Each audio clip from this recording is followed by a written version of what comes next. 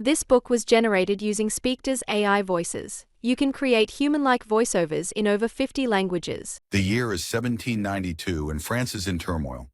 The once proud nation has been plunged into the depths of revolution, teetering on the brink of chaos. Paris, the epicenter of the uprising, thrums with a feverish energy that sets every nerve on edge. The air is thick and heavy, carrying the acrid stench of gunpowder that burns the nostrils and the metallic tang of fear that coats the tongue. Cobblestone streets, once alive with the cheerful chatter of merchants and the elegant clip-clop of noble carriages, now echo with the thunderous footsteps of angry mobs and the chilling screech of cartwheels. In the heart of the city stands the guillotine, a monstrous creation of wood and steel that looms over the square like a malevolent god. Its blade catches the sunlight, winking at the crowds below, a grim reminder of the revolution's insatiable hunger. The very sight of it sends shivers down the spines of passers-by, its shadow stretching across the city like a shroud of doom. The once glittering aristocracy has been reduced to frightened prey. Men and women who once strutted in silks and satins now huddle in hidden rooms, draped in rags that barely conceal their trembling forms. The sweet scent of perfume that once announced their presence has been replaced by the sour odor of fear. Every knock at the door, every shout from the street below, sends hearts racing and palms sweating. Their world has been turned upside down, their very existence now a crime punishable by death. At the helm of this reign of terror sits the Committee of Public Safety, with Maximilien Robespierre as its spider-like mastermind. His words drip with honeyed promises of a better future, but his hands are stained with the blood of thousands. Robespierre's piercing gaze seems to penetrate every corner of Paris, his influence felt in every whispered conversation and furtive glance. The lofty ideals that once sparked the revolution, liberty, equality, fraternity, now lie trampled in the muddy streets, twisted beyond recognition. In their place stands a new trinity: suspicion, accusation, and execution. The very fabric of society unravels as neighbor turns against neighbor, friend against friend. Paranoia seeps into every crack and crevice, poisoning relationships and turning homes into prisons. Ordinary citizens scurry through the streets with hunched shoulders and downcast eyes, desperate to avoid drawing attention. Conversations once lively and free have been reduced to hushed whispers, if people dare to speak at all. Even the walls seem to have ears in this new France, where a careless word or a misinterpreted gesture could be enough to seal one's fate. The guillotine's appetite is never sated, its blade always thirsty for more necks. Yet, in the darkest corners of Paris, hope flickers like a candle in the wind. Whispers of a different kind begin to circulate, passed from lip to ear with a mixture of fear and excitement. Tales spread of a mysterious figure, a shadow that moves in the night, offering salvation to those marked for death. This enigmatic hero, known only by a curious moniker, dares to challenge the revolution's brutality. Like a thorn in the side of the committee, this figure becomes a beacon of hope for the persecuted, a lifeline for those who thought all was lost. Stories of daring rescues and narrow escapes spread like wildfire, kindling a spark of defiance in the hearts of the oppressed. As night falls over Paris, the city holds its breath. The revolution may have the day, but the night belongs to whispers, to secrets, to the promise of rescue. Somewhere in the shadows, unseen and unknown, the mysterious savior prepares for another daring mission. The air grows thick with anticipation, the darkness alive with possibility. Will tonight be the night when another family is snatched from the jaws of death? Or will the revolution's watchful eyes finally catch a glimpse of the elusive hero? As the clock strikes midnight, a cloaked figure slips through a hidden doorway. The game is afoot once more. But little does this shadow know that the reign of terror is about to tighten its grip. France stands on the precipice of an even darker chapter, where chaos and bloodshed threaten to consume all in their path. The reign of terror held France in its merciless grip. The nation was plunged into a maelstrom of chaos and bloodshed. The air in Paris was thick with the acrid smell of smoke and fear. The constant rumble of cartwheels on cobblestones, a grim reminder of the daily procession to the guillotine. Yet in the darkest corners of the city, hope flickered like a candle in the wind. Whispers of a mysterious hero, known only as the Scarlet Pimpernel, began to spread through hushed conversations in dimly lit taverns and behind the closed doors of once grand houses. This enigmatic figure moved through the shadows of Paris like a phantom, leaving behind only a small red flower as his calling card. The delicate petals of the Scarlet Pimpernel, so fragile yet resilient, became a powerful symbol of salvation for the persecuted French aristocracy. In a world gone mad with revolutionary fervor, this tiny bloom represented a lifeline to safety and freedom. As days turned to weeks, the legend of the Scarlet Pimpernel grew, fed by tales of his daring exploits that spread like wildfire through the city. In crowded marketplaces and elegant salons alike, people spoke in awed tones of his incredible ability to transform himself. One day he might appear as a humble peasant, clothes ragged and face smeared with dirt. The next he could be a stern official, barking orders with unquestionable authority. Some even claimed he had infiltrated the ranks of the most bloodthirsty revolutionaries, hiding in plain sight among those who sought his destruction. The Scarlet Pimpernel's schemes were as intricate and beautiful as the finest lace, each rescue a masterpiece of cunning and audacity. He seemed to dance on the edge of a knife, always one step ahead of those who hunted him. For the doomed aristocrats awaiting their date with Madame Guillotine, even the faintest whisper of his name was enough to kindle a spark of hope in their hearts. Behind the scenes, a select group of young English aristocrats worked tirelessly to support their enigmatic leader. Known as the League of the Scarlet Pimpernel, these brave men risked everything for a cause they believed in, with every fiber of their being. In the glittering ballrooms of London and Paris, they moved with ease, their polished manners and witty banter concealing hearts of steel and unwavering loyalty. As the Scarlet Pimpernel's fame grew, so did the frustration of the French revolutionary government. They were like a wounded beast, lashing out in blind fury at this unseen tormentor who made a mockery of their authority. None felt this rage more keenly than Chauvelin, the government's most fanatical agent. His dark eyes burned with an almost feverish intensity, his every waking moment consumed by thoughts of unmasking the elusive hero. Chauvelin's network of spies spread across Paris like a spider's web, seeking to ensnare the Scarlet Pimpernel. But for all their efforts, they grasped at shadows, always one step behind. The Scarlet Pimpernel was a master of misdirection, his true identity protected by layers of deception and the unshakable loyalty of his followers. In drawing rooms and taverns alike, speculation ran rampant. Who was this daring rescuer? A displaced French noble, seeking revenge against those who had destroyed his world? An English lord with a taste for danger and a noble heart? Or perhaps something else entirely, a figure straight out of legend come to life in these dark times? The mystery only added to the Scarlet Pimpernel's allure, transforming him from a man into a symbol of hope and defiance against tyranny. As night fell over Paris, the city held its breath. The narrow streets were eerily quiet, save for the occasional patrol of revolutionary guards, their footsteps echoing off the buildings. Somewhere in the darkness, the Scarlet Pimpernel was surely planning his next move, his brilliant mind working to save yet another innocent life from the guillotine's blade.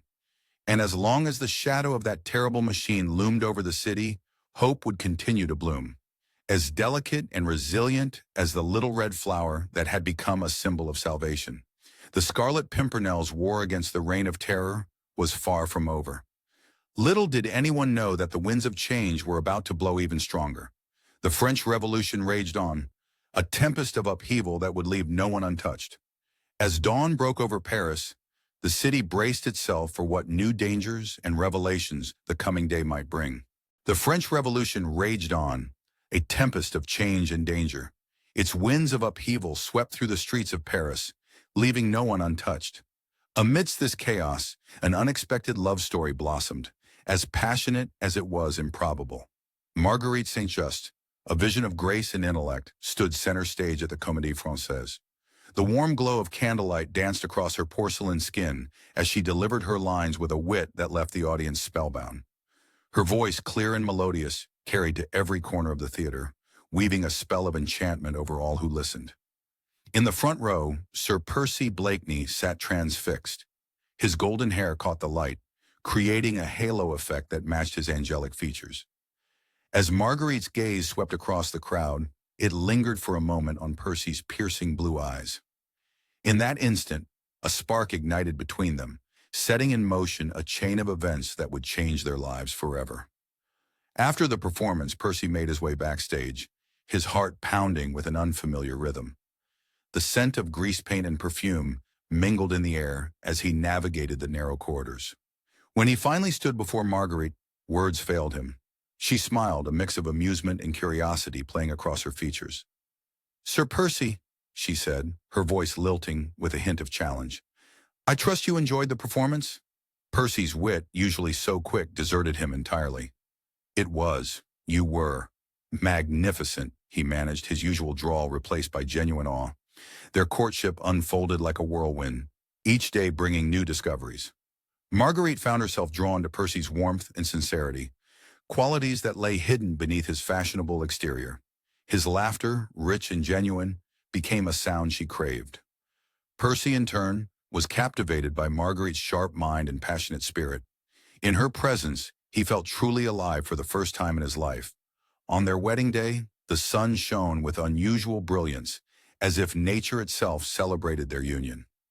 Marguerite, resplendent in a gown of ivory silk that whispered with her every movement, looked every inch the blushing bride. Percy, dashing in his finest coat, could barely take his eyes off her. As they exchanged vows, the air crackled with promise and possibility. The early days of their marriage were a dream come true for both. Marguerite reveled in her new role as Lady Blakeney, hosting lavish parties that were the talk of London society. The halls of Blakeney Manor echoed with laughter and spirited debate as she engaged with the brightest minds of the age. Percy showered her with affection and gifts, each one more extravagant than the last. Yet as summer faded into autumn, tiny cracks began to appear in their perfect facade. Marguerite, accustomed to the intellectual stimulation of Parisian salons, found herself increasingly frustrated by Percy's apparent shallowness. His obsession with fashion and frivolous pursuits grated on her nerves.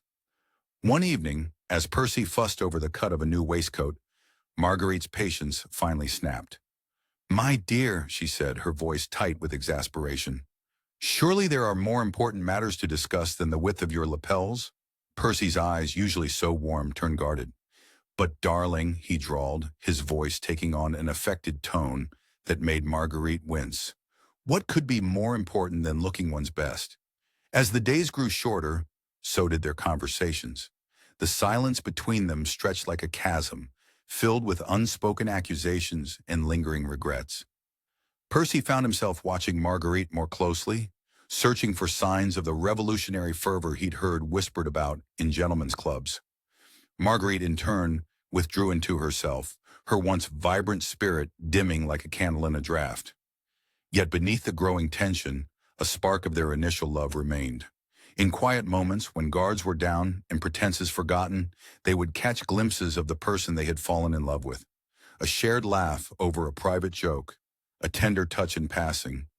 These fleeting moments served as reminders of what they once had and what they could still be. As winter approached, Marguerite and Percy found themselves at a crossroads. The warmth of their early passion had cooled, leaving behind a chill that seemed to permeate every corner of their grand manor.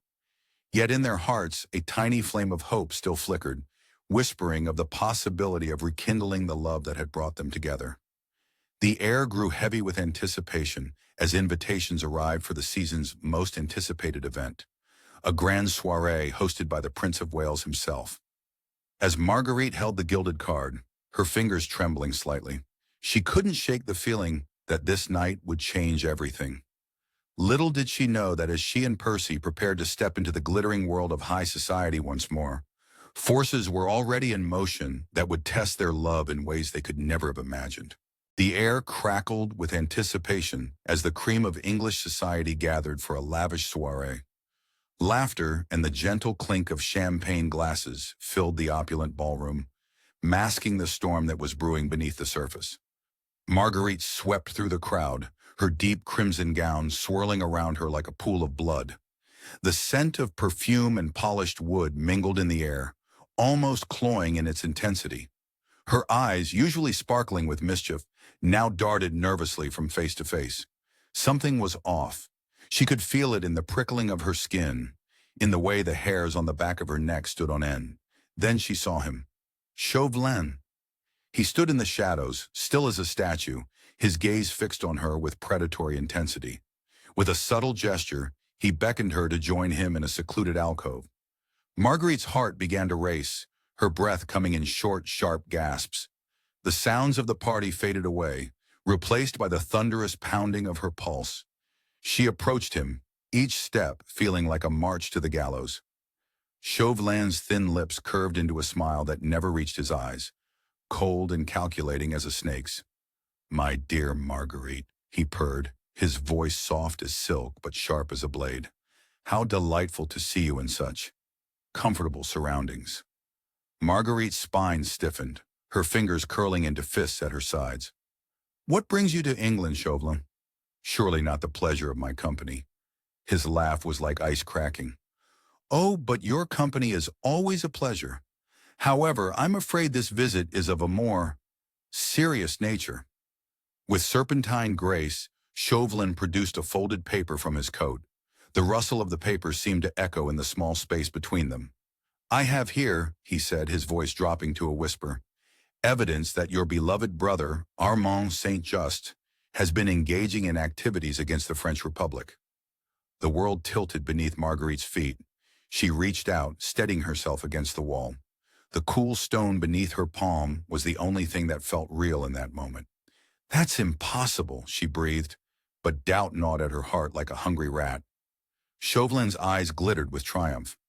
"I assure you it is quite possible, and unless you wish to see your dear brother face the guillotine, you will help me." "Help you?" Marguerite's voice was barely audible, a whisper lost in the cacophony of the party beyond their alcove. "How?" "It's simple, really," Chauvelin said, his words dripping with false sympathy. "I need you to uncover the identity of the Scarlet Pimpernel." The name hung in the air between them, heavy with implications. Marguerite felt as though she were standing on the edge of a precipice, with an abyss yawning before her. The room seemed to spin, faces blurring into a dizzying whirl of color and light.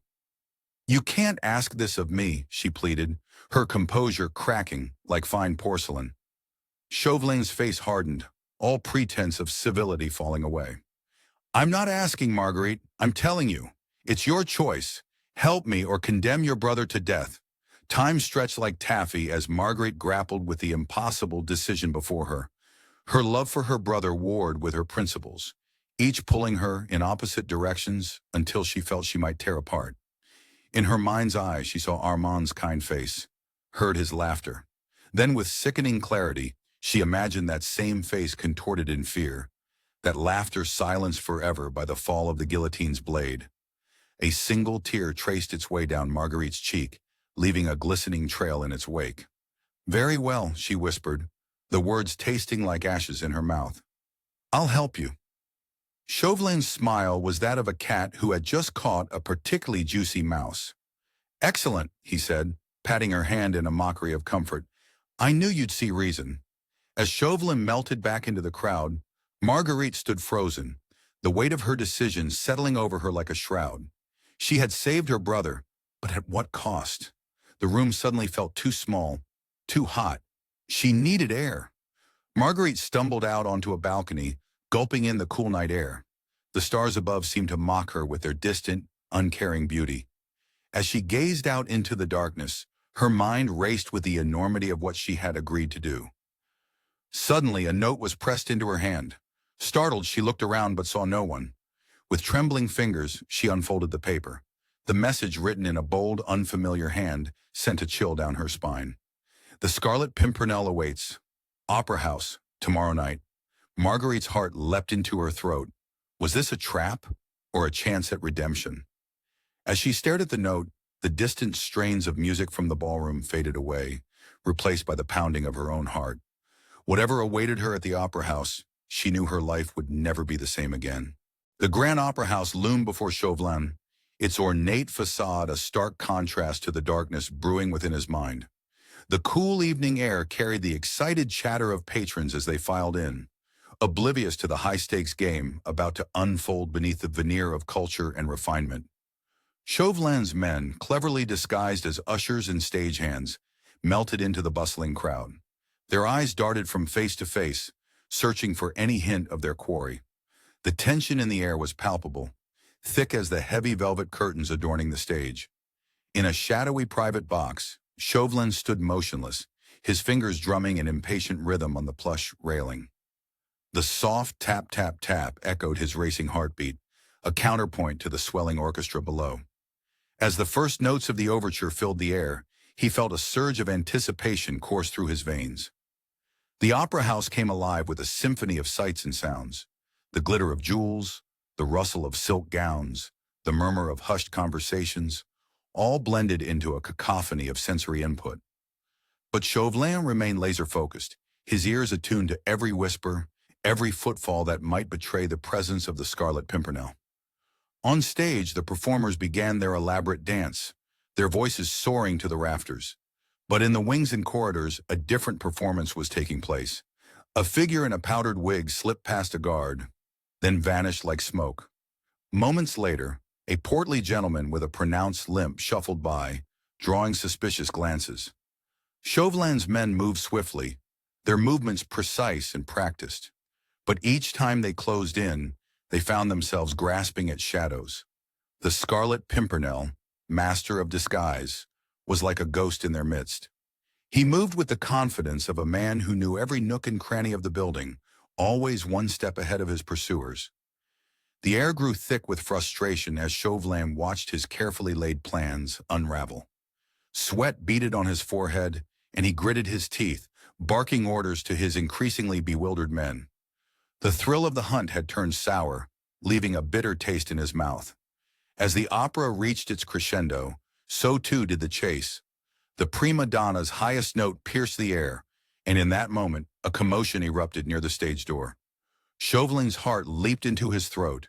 This was it, the moment he had been waiting for. He raced down from his perch, taking the stairs two at a time. The thud of his footsteps matched the pounding of his heart as he burst onto the street. But instead of triumph, he was met only by the cool night air and the distant sound of hoofbeats fading into the darkness. The Scarlet Pimpernel had slipped away once again, leaving nothing but a faint scent of English lavender in his wake. Chauvelin stood there, fists clenched, his face a mask of rage and disbelief. The failed operation burned in his gut like acid, fueling his obsession to new heights. As he turned back to the opera house, his eyes glinted with renewed determination. The hunt would continue, and next time, he vowed, the Scarlet Pimpernel would not escape. Little did Chauvelin know that this night at the opera would set in motion a chain of events that would forever alter the lives of Percy and Marguerite Blakeney, leaving an indelible mark on their marriage and setting the stage for profound consequences yet to come. The Opera House incident left an indelible mark on Percy and Marguerite's marriage. Its aftermath would have profound consequences, forever altering the course of their lives. The once vibrant halls of their stately home now echoed with a deafening silence.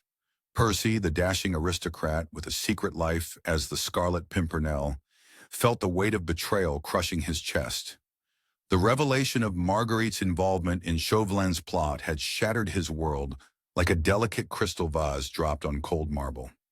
As Percy paced the length of his study, the warm glow of the fireplace did little to thaw the ice forming around his heart. His fingers traced the outline of the ring he wore, the symbol of his alter ego, as he grappled with the possibility that his beloved wife had willingly betrayed everything he stood for. The transformation in Percy was as sudden as it was stark. Gone were the tender smiles and affectionate touches that had once made Marguerite's heart soar.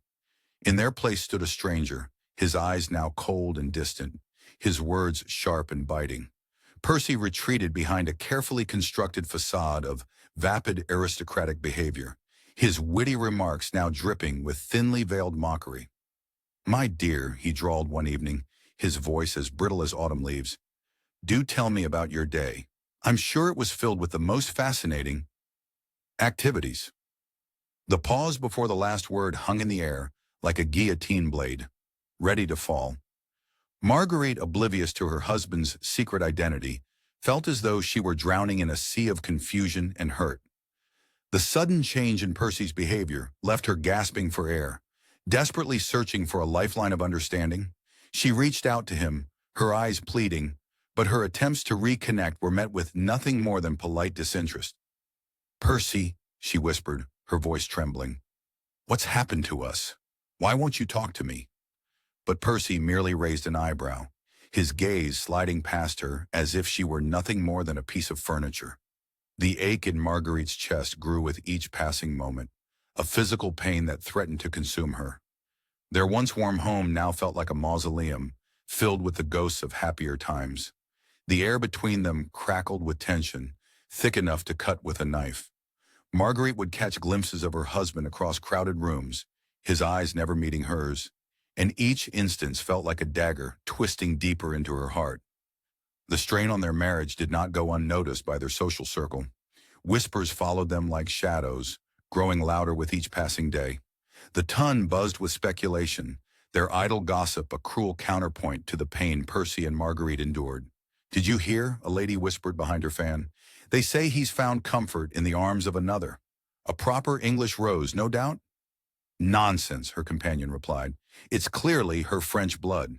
You can't trust those revolutionaries, you know." As the emotional chasm between them widened, both Percy and Marguerite suffered in silence. Their once shared bed became a battlefield of unspoken accusations and smothered sobs. Percy lay awake at night, his heart aching with the weight of his secret identity and the perceived betrayal of his wife.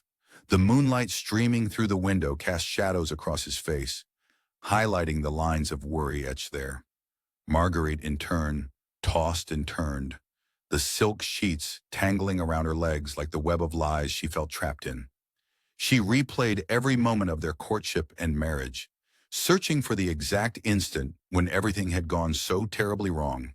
The ticking of the clock on the mantel seemed to mock her, counting down the seconds until dawn would bring another day of heartache. The secrets they harbored became like poison, slowly eating away at the foundation of their relationship. Percy's double life as the Scarlet Pimpernel hung over him like a sword of Damocles, while Marguerite's past actions haunted her every waking moment.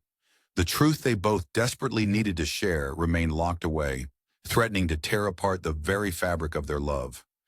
As the days turned into weeks, the emotional distance between them grew, becoming a chasm that seemed impossible to bridge.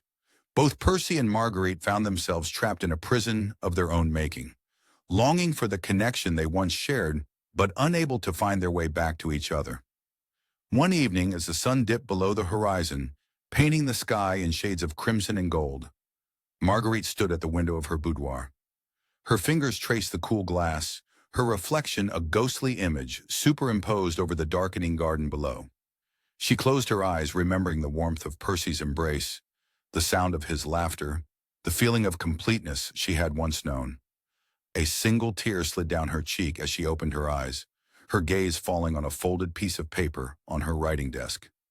It was a note delivered earlier that day, its contents still unknown. With trembling hands, she reached for it, her heart pounding in her chest. As she unfolded the paper, her eyes widened, and a gasp escaped her lips. Marguerite's mind was a tempest of conflicting emotions. She grappled with her husband's inexplicable change in behavior, desperately seeking answers to the mystery that had long eluded her.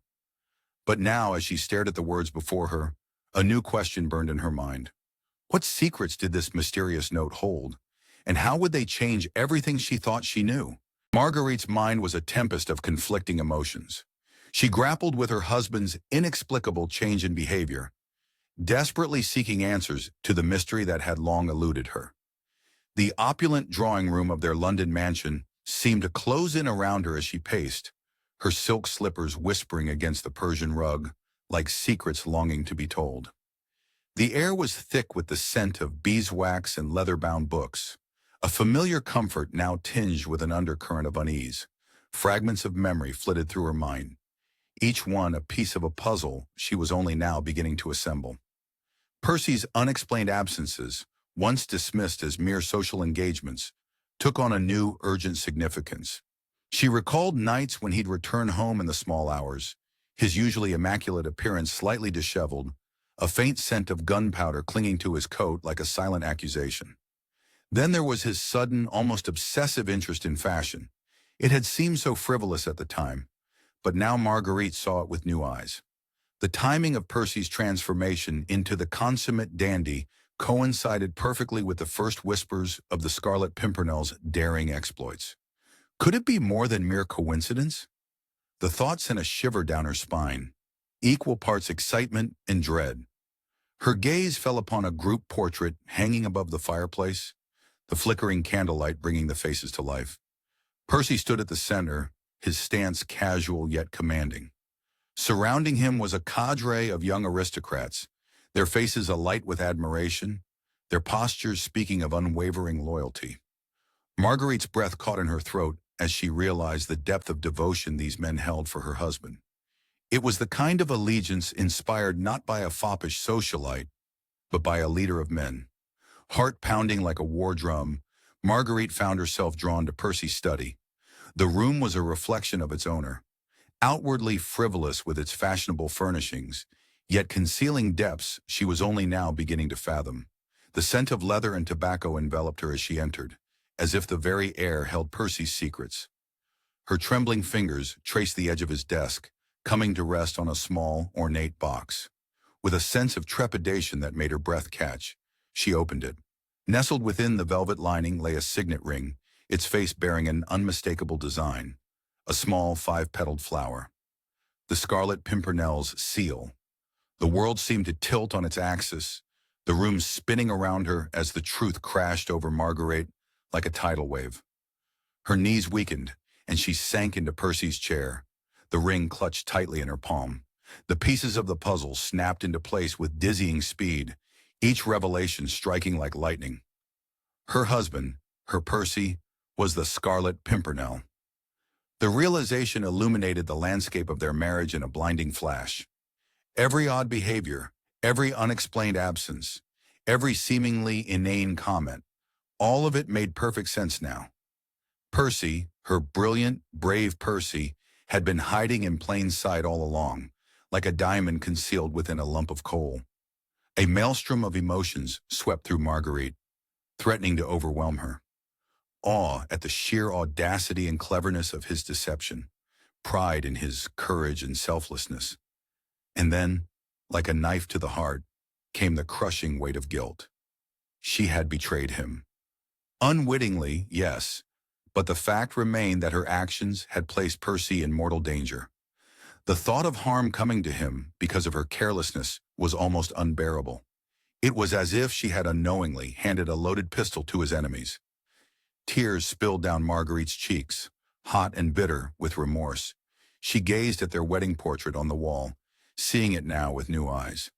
The love she had always felt for Percy, even when clouded by misunderstanding and hurt, blazed anew. It was as if she were seeing him truly for the first time, not as the vapid fop he pretended to be, but as the man of depth and passion she had always known existed beneath the surface. As the shock of discovery began to ebb, determination took its place, rising within her like a tide. Marguerite rose from the chair, her spine straightening with resolve. She would keep Percy's secret, guarding it as fiercely as a lioness protects her cubs.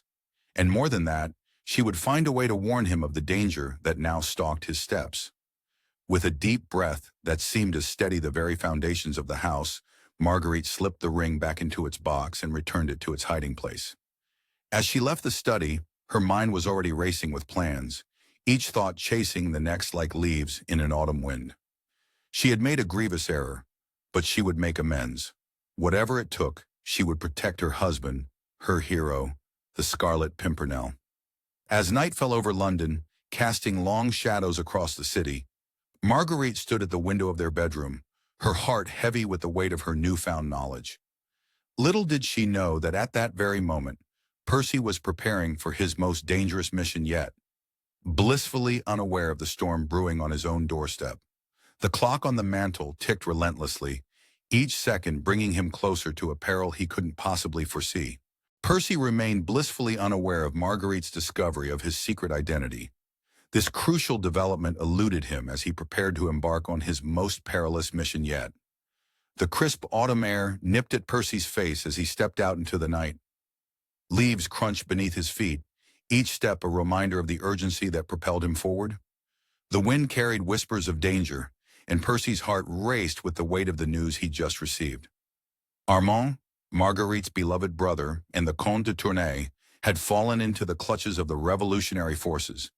The thought of their impending execution sent ice through his veins, hardening his resolve like steel. With practiced hands, Percy began his transformation.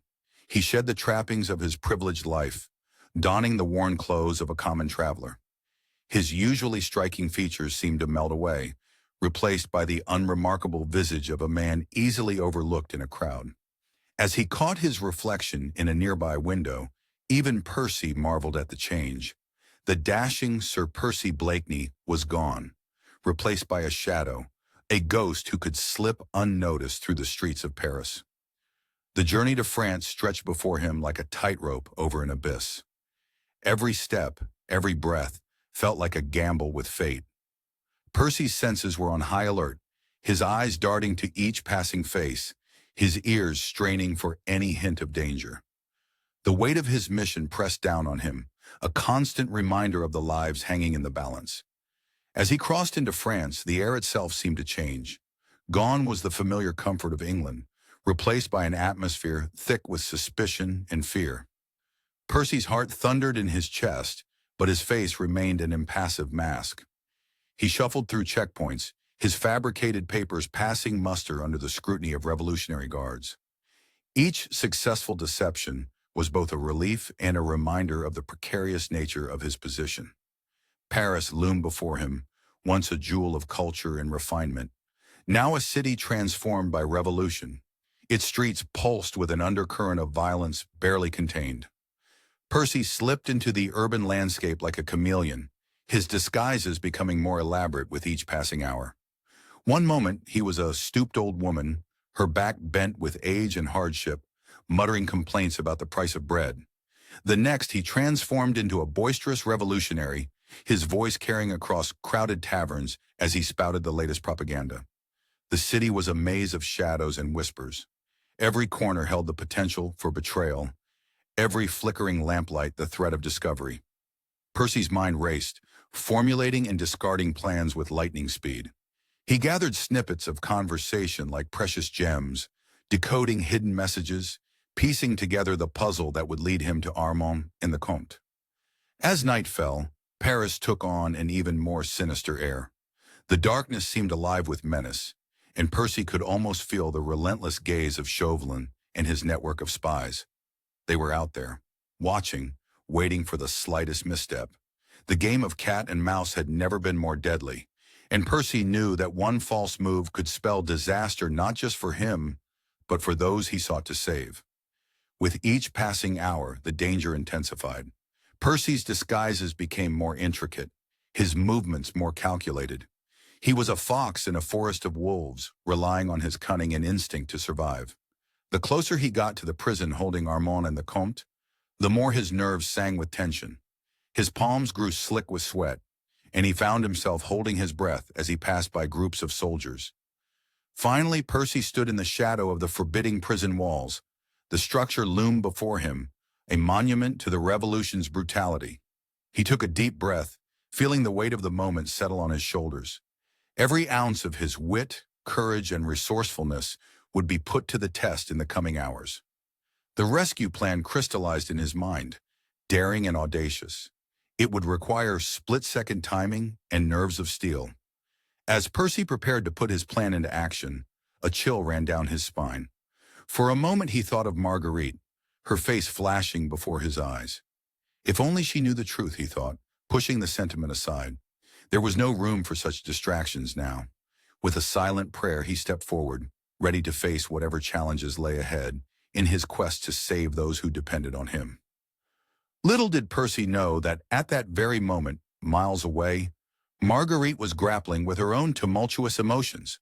The air in her chamber grew thick with tension, each breath a struggle against the weight of her worry.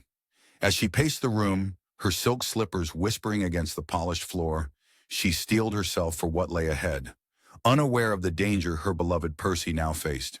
The air in Marguerite's chamber felt thick with tension, each breath a struggle against the weight of her worry.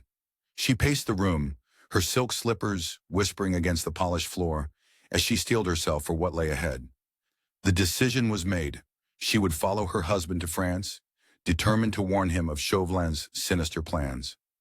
As Marguerite prepared for her perilous voyage across the Channel, her heart raced like a trapped bird in her chest. The journey ahead stretched before her, a treacherous path fraught with danger. It was as if she were about to walk a tightrope suspended over a pit of vipers, each step potentially her last. The choppy waters of the Channel mirrored her turbulent emotions. Spray from the waves lashed against her face as she stood on the deck of the small vessel, the salt stinging her eyes and mingling with unshed tears. Each roll and pitch of the boat was a stark reminder of the risks she faced, the distance growing between her and the safety of English shores. Upon reaching French soil, Marguerite felt the weight of her aristocratic background settle around her neck like a noose. The very air seemed to crackle with revolutionary fervor, making her acutely aware that in this land, her very existence was now a crime. With trembling hands that betrayed her fear, she donned the simple garb of a countrywoman. The rough fabric chafed against her skin, so unlike the fine silk she was accustomed to. As she tied her once elaborate hair beneath a coarse cap, she prayed this disguise would be enough to shield her from prying eyes. Paris, once a glittering playground for the elite, had transformed into a city pulsing with an undercurrent of suspicion and violence. Marguerite moved through the crowded streets like a ghost, her senses on high alert. Every shout made her flinch. Every sudden movement sent a jolt of fear through her body. The tension in the air was almost palpable, thick and acrid like smoke from a smoldering fire. As she searched for Percy, Marguerite's path took her through a labyrinth of narrow alleys and crowded squares. Each corner held the potential for discovery, each face a possible informant ready to denounce her to the authorities. More than once, she found herself ducking into shadowy doorways, her heart pounding like a drum as revolutionary patrols marched by. The rhythmic thud of their boots on cobblestones seemed to echo the frantic beating of her own heart. One particularly close call left her gasping for breath, pressed against a damp wall in a fetid alleyway. The stench of rotting vegetables and worse assaulted her nostrils as she held perfectly still, scarcely daring to breathe. As the sound of boots faded into the distance, Marguerite realized with a start just how ill-prepared she was for this world of subterfuge and danger. Yet it was this very world that Percy navigated with such skill and bravery. The thought of her husband gave her strength to push on. Her quest led her deeper into the heart of the revolution's brutality. In a square that once hosted elegant soirees, Marguerite witnessed firsthand the cruel efficiency of the guillotine. The blade gleamed in the sunlight, a constant reminder of the fate that awaited those deemed enemies of the new order. The sight of blood-stained cobblestones and the haunted eyes of the condemned etched themselves into her memory, a grim tableau she knew she would never forget. With each obstacle overcome, each danger narrowly avoided, Marguerite felt a growing admiration for Percy's courage. The man she had once dismissed as a fop now stood revealed as a hero of almost mythic proportions. Her love for him deepened, transforming from a flicker to a roaring flame that gave her the strength to press on through her fear and exhaustion. As night fell over Paris, casting long shadows that seemed to reach for her like grasping fingers, Marguerite realized her journey had become more than a rescue mission. It was a path to redemption, a chance to prove her worth not just to Percy, but to herself. With renewed determination, she pressed on through the darkness, her quest for Percy becoming a journey of self-discovery that would forever change her. The streets grew quieter as the night deepened, but the silence only heightened Marguerite's sense of danger. Every shadow could conceal an enemy, every closed door hide a trap. As she turned a corner, the sudden flare of a torch illuminated a face she recognized all too well. Chauvelin stood mere feet away, his eyes gleaming with a mixture of triumph and malice. Marguerite's breath caught in her throat as she realized her own pursuit had led her straight into the path of her greatest enemy. Chauvelin's desperation and humiliation grew with each failed attempt to capture the Scarlet Pimpernel. His repeated defeats only served to fuel his determination, driving him to devise his most cunning plan yet. The French agent paced his dimly lit office, the floorboards creaking beneath his feet. Shadows danced on the walls, cast by the flickering candlelight, mirroring the tumultuous thoughts swirling in his mind. The air was thick with the scent of old parchment and ink, a testament to the countless hours spent plotting and scheming. Suddenly, Chauvelin halted mid-step. A wicked smile crept across his face, his eyes gleaming with malice in the dim light. "Marguerite," he whispered, the name hanging in the air like a promise. "The Scarlet Pimpernel's beloved wife, in France." The pieces of his plan fell into place with startling clarity. Without wasting a moment, Chauvelin burst into action. His voice, sharp and commanding, echoed through the corridors as he summoned his men. Within hours, the streets of Paris became a hunting ground. Marguerite's terrified cries pierced the night as she was dragged away, her captors moving with ruthless efficiency. Chauvelin watched from the shadows, his heart racing with anticipation. He could almost taste victory on his tongue, bitter and sweet. As the echoes of Marguerite's capture faded, Chauvelin set about ensuring that whispers of her imprisonment spread through the city's shadowy corners. He knew the vast network of the Scarlet Pimpernel's spies would soon catch wind of the news, carrying it to their elusive leader. The trap was set, and now Chauvelin waited. Each passing hour fueled his confidence, a dangerous cocktail of anticipation and arrogance coursing through his veins. He knew Percy's love for Marguerite would be his undoing, driving him to attempt a daring rescue despite the obvious danger.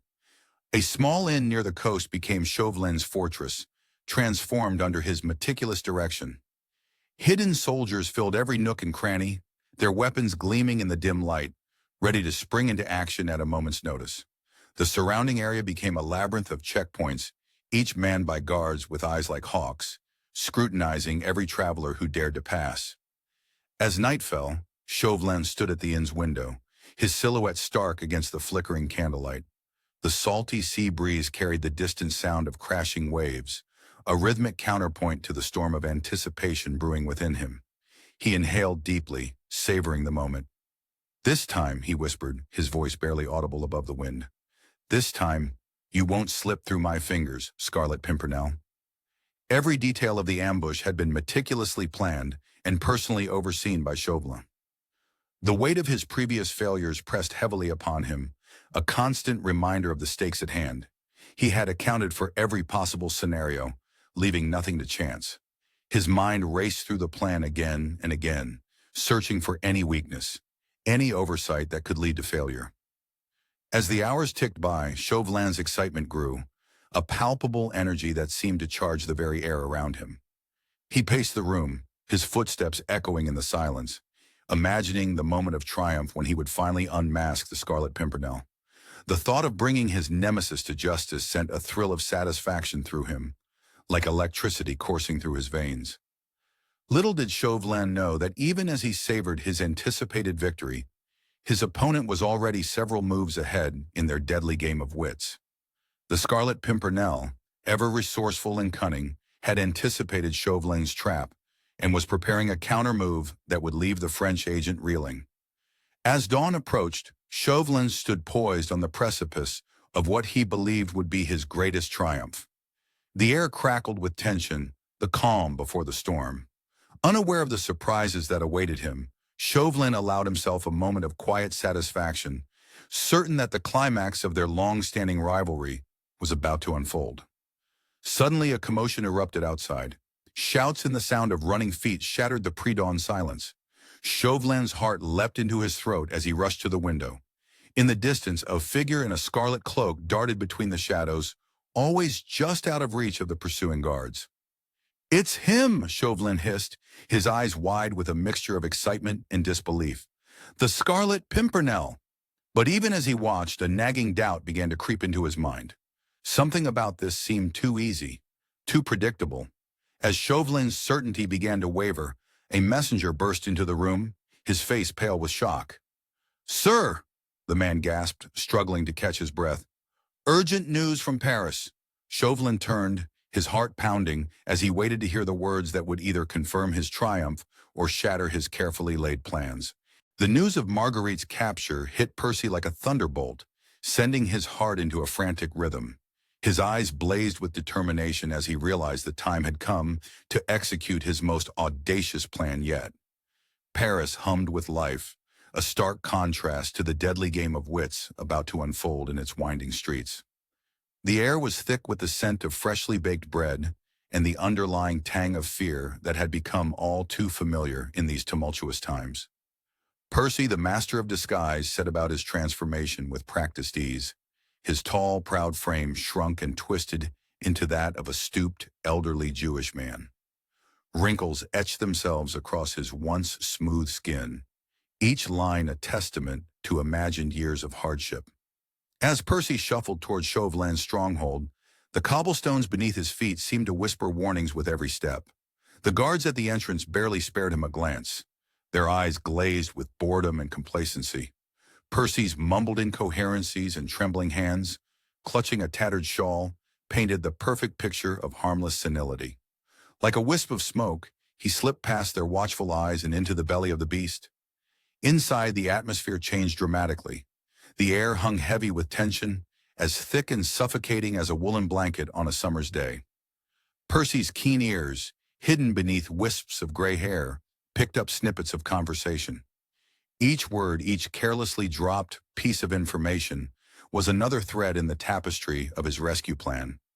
The layout of the prison, the location of his beloved Marguerite, all fell into place in his razor-sharp mind.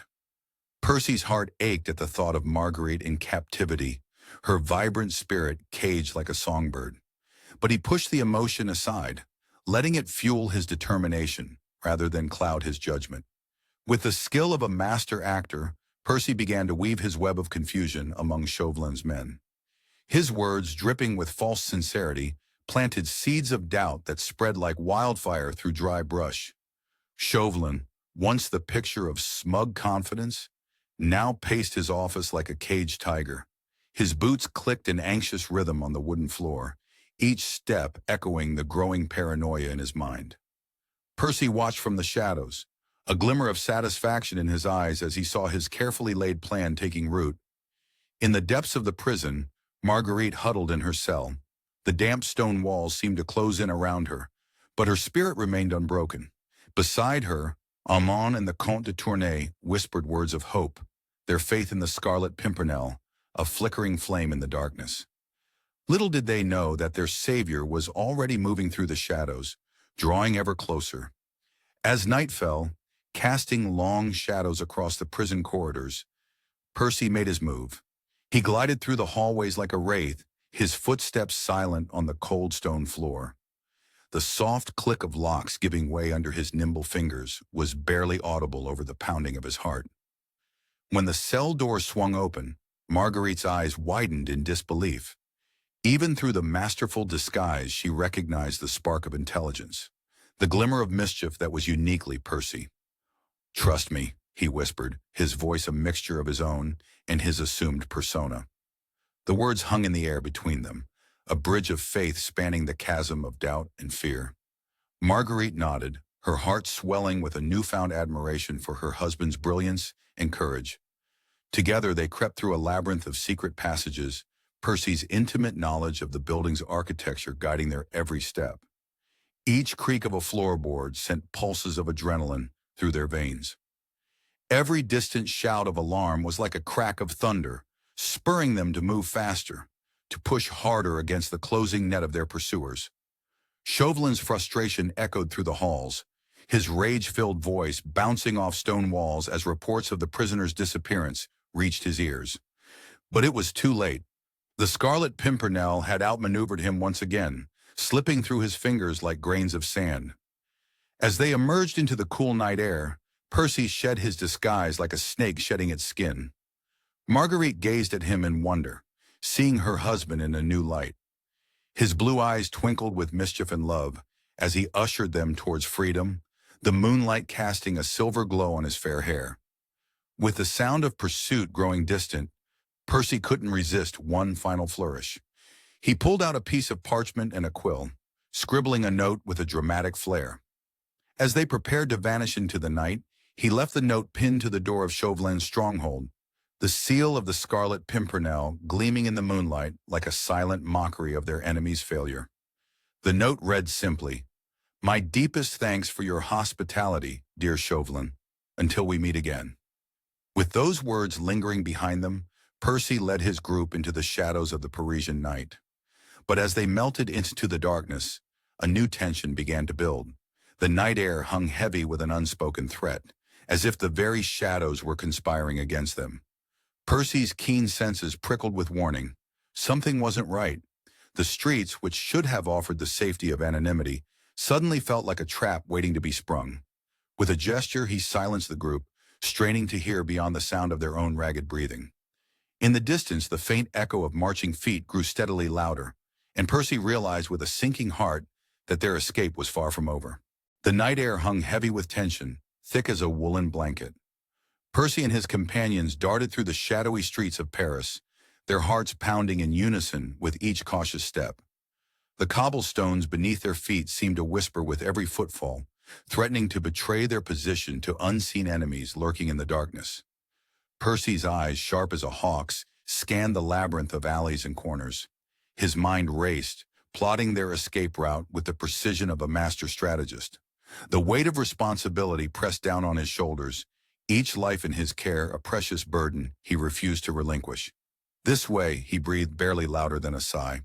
His hand gestured towards a narrow side street, a sliver of shadow between looming buildings. Without hesitation, his companions followed, their trust in their leader as unwavering as the North Star. As they approached the first checkpoint, the air grew thick with danger. Percy raised a hand, halting the group with a gesture as silent as a falling feather. He stepped forward, his posture transforming in an instant. Gone was the tense fugitive, replaced by a man of easy confidence, as if he owned the very streets they trod. The guard's eyes narrowed, suspicion etched in every line of his face. But Percy's quick wit danced like a flame, his French flowing as smoothly as the Seine. Soon the guard's stern expression cracked, a chuckle escaping his lips as he waved them through. Percy's companions marveled at his performance, their admiration mingling with relief as they slipped past the checkpoint. With each successful passage, a fraction of tension bled from the group, yet danger lurked around every corner, a constant companion on their perilous journey. The countryside stretched before them, a patchwork quilt of moonlit fields and ominous shadows. Every rustle in the bushes sent a jolt of fear through their veins, every distant shout a harbinger of potential doom. At last, the salty tang of sea air filled their lungs, a promise of freedom carried on the breeze. The silhouette of the daydream stood out against the star-studded sky, a beacon of hope in the inky darkness. Percy's eyes found Marguerite's, a silent vow passing between them. They were so close to home, to safety, that Percy could almost taste it.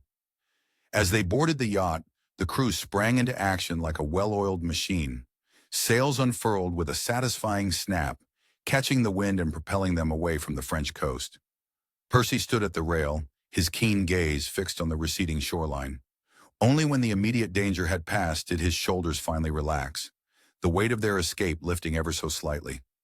In the quiet sanctuary of Percy's cabin, husband and wife faced each other. The air between them crackled with unspoken words and long-held secrets.